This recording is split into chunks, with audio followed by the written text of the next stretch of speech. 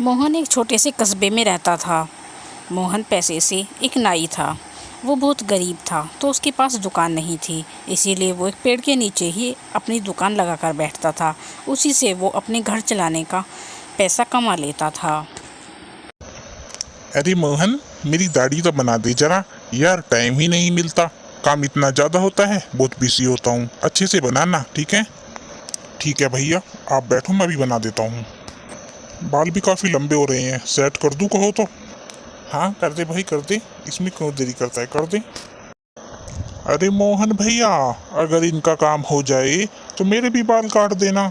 मुझे 1 घंटे में शहर निकलना है। हाँ आप बैठो, इनका काम हो ही गया समझो। अरे मोहन भाई, अब तो तुम भी एक दुकान ले लो। इतने दिन तो हो गए तुम्हें, और कब लोगे? कहीं ऐसा ना हो कि कोई और दुकान खोल ले। हमारे गांव में एक नाई की दुकान खुलने वाली है, कहीं ऐसा ना हो तुम्हारे सारे ग्राहक वहीं चले जाएं। कोई बात नहीं भैया, हम किसी के हाथ नहीं रोक सकते।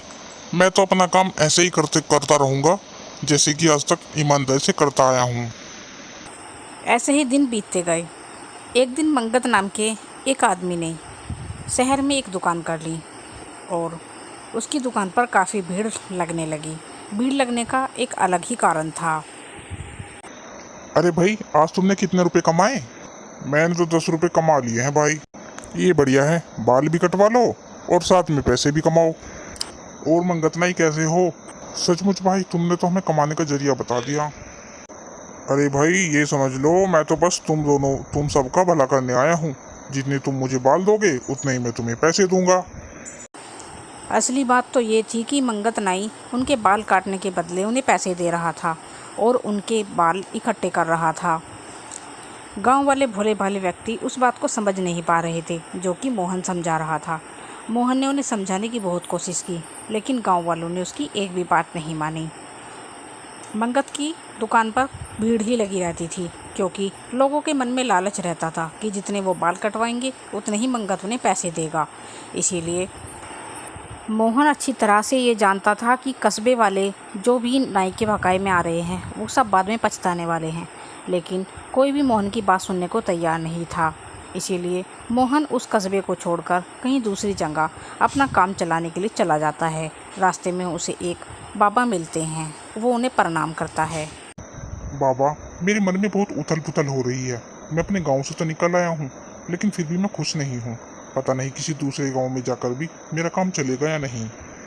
बेटा, मैं अपने अंतर्मन से सब कुछ जान गया हूँ। तुम्हें कुछ बताने की ज़रूरत नहीं है।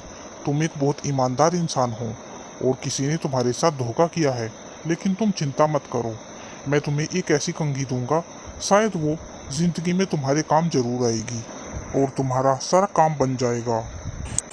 मोहन बाबा से जादुई कंघी लेकर आगे चल पड़ता है, लेकिन अगले गांव में जाकर वो और ज़्यादा परेशान हो जाता है। उसने देखा कि उस गांव के सभी लोग तो गंजे हैं, किसी के सिर पर बाल ही नहीं हैं। इस गांव के सभी लोग गंजे क्यों हैं? मुझे किसी से इस बात का कारण पूछना होगा। भैया जरा सुनो तो, अगर आपको बुरा ना लगे तो मैं आपसे एक बात पूछ सकता हूँ? हाँ हाँ बोलिए। इस गांव में सभी लोग गंजे क्यों हैं? भैया इस गांव में बहुत बुरा हुआ। मंगत नाम के एक आदमी ने अपनी नई दुकान खोली थी। मंगत नाई का नाम सुनकर मोहन सारा माजरा समझ गया। उसे सब कुछ समझ आ गया था, लेकिन इस वक्त वो अगर कस्बे वालों को जाकर समझाएगा तो कस्बे वाले बिल्कुल भी उसकी बात पर विश्वास नहीं करेंगे और ना ही उसकी बात मानेंगे। मोहन ने सोचा कि जब इस गांव के सभी लोग गंजे हैं तो यहाँ पर तो उसका काम ही नहीं चल पाएगा। तो इसी वजह से वो किसी दूसरी गांव में अपने काम की तलाश में निकल पड़ता है, लेकिन तभी उसे बाबा की दी हुई कंघी का ख्याल आता है और वो आदमी से बोलता है। देखिए, अगर आप मेरी बात पर विश्वास करें तो मैं आपके ये बाल फिर से उगा सकता हूँ। क्या ऐसा कर सकते हो? ऐसा हो सकता है? मुझे इस बात पर विश्वास नहीं है भैया। तुम यहाँ बैठो, मैं भी इस बात को सिद्ध करता हूँ। मोहन ने जैसे ही उसके सिर पर जादुई कंघी घुमाई, उसके सिर पर बहुत सारे बाल आ गए। उसने देखा कि उसके सिर पर बाल आ गए हैं और वो अपने बालों को देखकर बहुत ही खुश था। वो फूला नहीं समा रहा था। गांव के और व्यक्ति इस चमत्कार को देखकर बहुत ही अफसोस में थे और उन्होंने भी मोहन से बाल लाने को कहा। मोहन ने जादुई कंघी से सबके सिर पर बाल लगा दिए। ये सब देखकर गांव वाले, आस पड़ोस के जो गांव वाले थे, सब में खबर फैल गई और धीरे धीरे सभी मोहन के पास आते और मोहन उनके सिर पर बाल बना देता, उनका गंजापन दूर कर देता। धीरे धीरे मोहन ने इसी तरह से अपनी नाई की दुकान भी चला ली थी, लेकिन वो अपनी कंघी का इस्तेमाल तभी करता था तब किसी व्यक्ति के गंजेपन को हटाना हो। वो अभी भी अपना काम बहुत ईमानदारी से कर रहा था, लेकिन अभी भी उसके मन में अपने कस्बे वालों की चिंता खाए जा रही थी।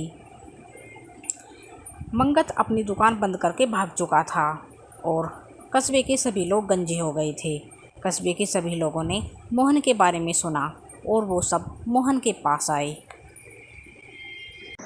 मोहन भैया, हमें माफ़ कर दो, हम सब ने आपकी बात नहीं मानी। आपने तो हमें समझाने की बहुत कोशिश की, लेकिन हमने ही आपकी बात नहीं मानी। वो मंगत तो बाल चोर था, हमारे सबके बाल चोरी करके वो तो भाग ही गया। चिंता मत करो, आप सबके सिर पर बाल दोबारा उगाएंगे।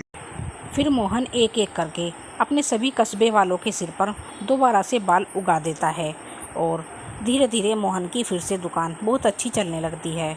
मोहन अपनी दुकान बड़ी खोल लेता है और मंगत नाई के नाम से हर जगह पोस्टर लगवा देता है, ताकि फिर से कोई मंगत नाम की नाई के चक्कर में ना आए। फिर मंगत नाई को पुलिस पकड़ लेती है और उसको पकड़कर जेल में बंद कर देती है और मंगत नाई को अपने कर्मों का फल मिल जाता है।